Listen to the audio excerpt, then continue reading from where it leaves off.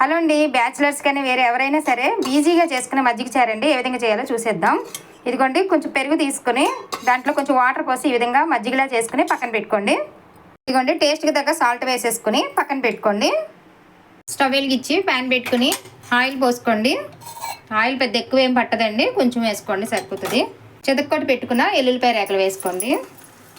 పచ్చిమిర్చి అండి, ఒక ఎండుమిరపకాయ, జీలకర్ర, ఆవాలు, శనగపప్పు అండి, అలాగే కొంచెం మినపప్పు, కొంచెం అండి ఎక్కువ కాదు, మెంతులండి కొంచెమే వేసుకోండి, కరివేపాకండి.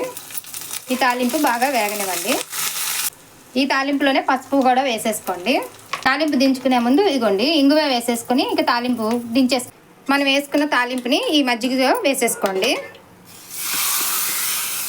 ఇప్పుడు మనం కట్ చేసి పెట్టుకున్న ఉల్లిపాయ ముక్కలు ఉన్నాయి కదండి, ఉల్లిపాయ ముక్కలు వేసేసుకోండి. ఇంతే అండి, వేపు పెట్టుకున్న తాలింపుని ఇందులో వేసేసుకోండి. మీ దగ్గర కొత్తిమీర ఉంటే పైన వేసుకోండి, టేస్ట్ బాగుంటుందండి. ఇంతే అండి, ఎంతో ఈజీగా చేసుకునే మజ్జిగ చారు అండి. ఒక్కసారి ఈ విధంగా చేసి చూడండి ఫ్రెండ్స్. నచ్చితే లైక్ చేయండి, ప్లీజ్ సబ్స్క్రైబ్ చేయండి ఫ్రెండ్స్.